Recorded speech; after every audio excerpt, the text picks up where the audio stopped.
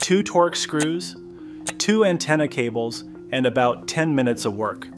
That's all it takes to pull the cellular module out of a 2024 Chevy Silverado and disconnect it from General Motors forever.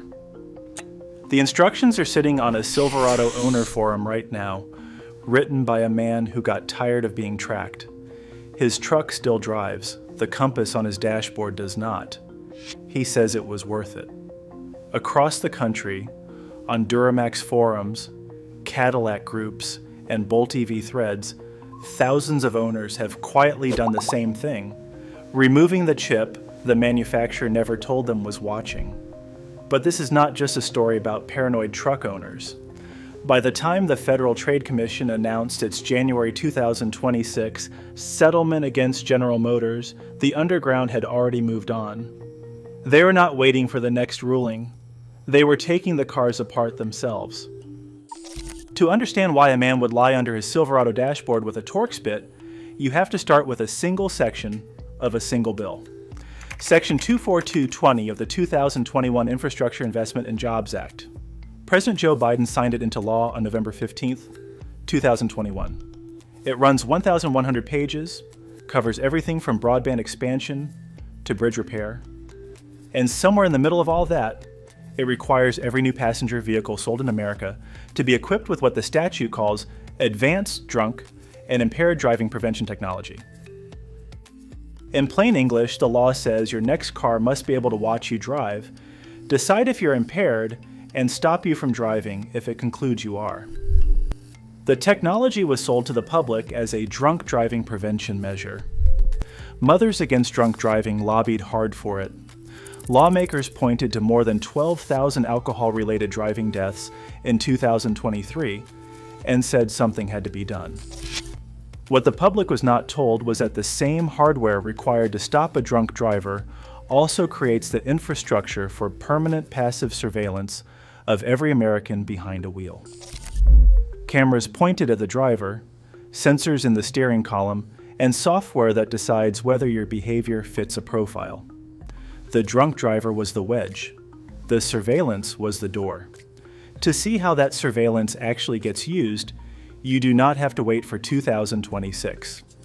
General Motors built a working preview, ran it for 8 years on its own customers, and got caught. The program was called OnStar Smart Driver. It launched as a free feature inside the My Chevrolet, My GMC, and My Cadillac apps. The marketing pitched it as a tool to help safer driving. Track your hard braking, track your seatbelt use, improve your habits. What the marketing did not say was what was happening to all of that data after it left your dashboard. The New York Times broke the story in March 2024. According to court filings later confirmed by the Federal Trade Commission, General Motors had been collecting precise geolocation data from 16 million American drivers, recording their location as frequently as every 3 seconds. The records included hard braking events, hard acceleration, and exact route history. General Motors sold that data to 2 consumer reporting agencies, LexisNexis Risk Solutions and Verisk Analytics, for somewhere around $20 million total. LexisNexis and Verisk packaged the records into driver behavior reports and sold those reports to auto insurance companies. The companies used the reports to raise premiums on drivers who appeared risky based on the data. In some cases, drivers were rejected for coverage outright and never told why. People who had never signed up for OnStar Smart Driver, who had never opted in, who had never given consent to anything beyond turning the key, found their insurance bills going up because their own car was telling on them. The drivers had no idea any of this was happening. They learned about it the way most Americans learn about corporate misconduct. They opened a letter from their insurance company, called to complain, and were eventually directed to a LexisNexis consumer disclosure report that ran 140 pages long and listed every trip they had taken in their own vehicle. 16 million American drivers, roughly the population of the Netherlands, were turned into a product without their permission, and not one of them got a check. If General Motors' behavior had been the only problem, it might have ended with a lawsuit. But General Motors was running ahead of a much larger pattern, one that Congress had quietly written into law years earlier. Section 24220 was not debated on its own. It was buried inside the 1,100-page Infrastructure Investment and Jobs Act, which the Senate passed in August 2021 with 69 votes. Most of the senators who voted yes were focused on the broadband money, the bridge funding, and the rural electrification grants in the bill.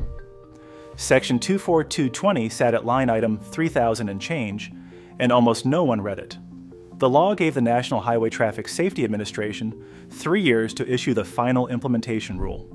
NHTSA had until November 2024 to publish the standard that automakers would be required to follow. November 2024 came and went. The agency missed its deadline. As of May 2026, the rule still has not been finalized. In January 2026, Republican Representative Thomas Massie of Kentucky introduced an amendment to a federal spending bill that would have defunded Section 24220 entirely. The amendment would have blocked NHTSA from spending another dollar on implementation or enforcement. It failed by a wide bipartisan margin, with 160 Republicans and 4 Democrats voting in favor, and the rest of the chamber, more than 260 members, voting to keep the mandate alive.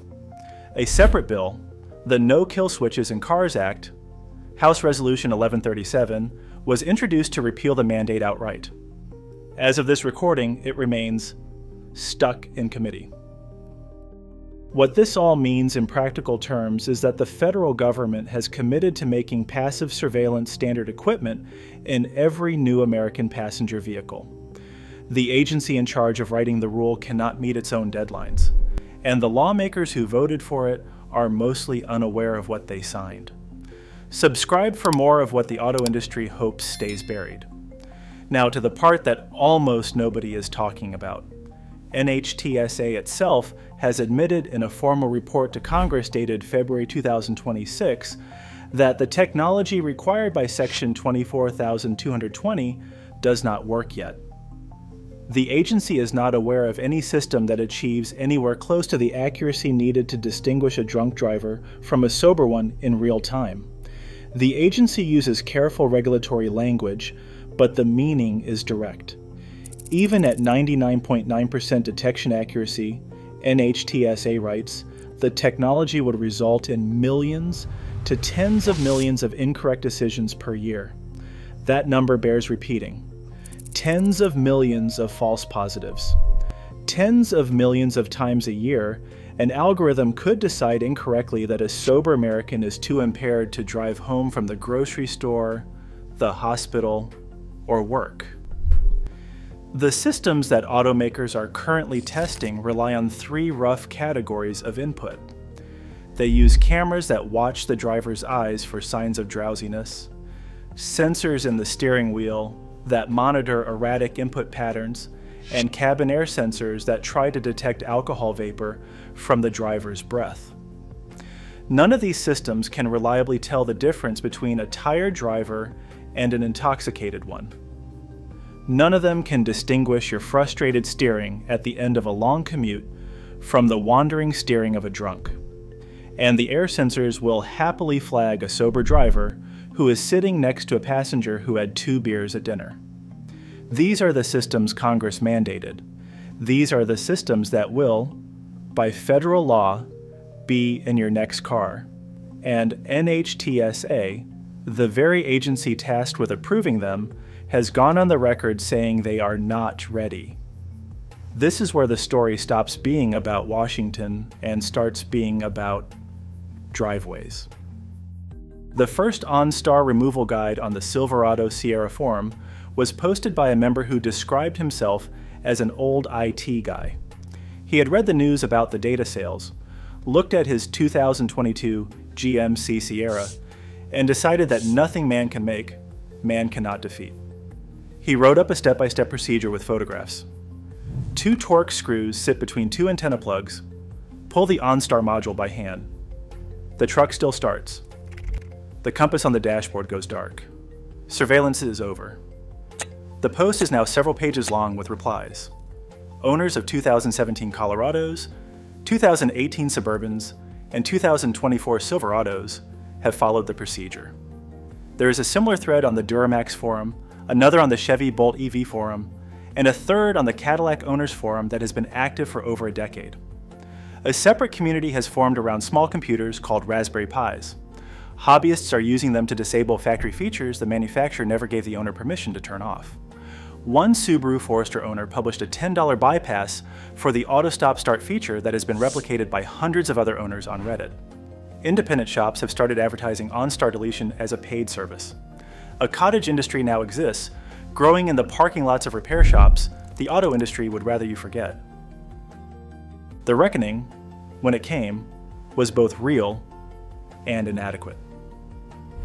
On January 14, 2026, the Federal Trade Commission finalized its consent order against General Motors and OnStar. The order, which runs more than 40 pages, accuses the company of an egregious betrayal of consumers' trust and bans GM from selling driver geolocation or behavior data to any consumer reporting agency for 5 years. The company is also required to obtain affirmative customer consent for connected vehicle data collection for the next 20 years. 3 months later, in April 2026, California Attorney General Rob Bonta announced a separate settlement. GM agreed to pay $12.75 million to resolve allegations that the company sold the names, contact information, geolocation data, and driving behavior of hundreds of thousands of California residents to Verisk and LexisNexis. The settlement notes that GM's total revenue from the Smart Driver program was approximately $20 million. California's $12 million is just over half of what GM made from selling data about its own customers. A federal class action lawsuit covering all 16 million affected drivers is now moving forward. The judge has confirmed the core claims are legally valid. If you owned or leased a GM vehicle equipped with OnStar from 2016 to 2024, your data may be part of it. Most owners still do not know. Here's what this story is actually about. The American driver, for most of the last century, owned the car they paid for. You bought it, it was yours, and what you did with it was nobody's business. Mechanics worked in their own garages, owners rebuilt engines on Saturday afternoons, the Department of Transportation set safety standards and stayed out of the cabin. That relationship has ended. Section 24220 will make passive surveillance standard equipment. The OnStar scandal showed what happens when manufacturers are trusted with the data. The Federal Trade Commission settlement, while real, only covers the next 5 years. What the underground is doing is not paranoia. It is an answer to a question Congress, the National Highway Traffic Safety Administration, and the auto industry have all refused to answer. When the manufacturer of a thing refuses to let you control it, what is your recourse? The Silverado owners and the Raspberry Pi tinkers have given the answer in steel and in code. You take it back yourself. If you have personally removed an OnStar module, disabled a wireless data antenna, or been quoted a ridiculous price for something your dad would have fixed in his driveway in 1985, leave a comment with the year, model, and what you did about it. Subscribe if you want more on this beat. We cover the side of the auto industry the dealerships hope you never see.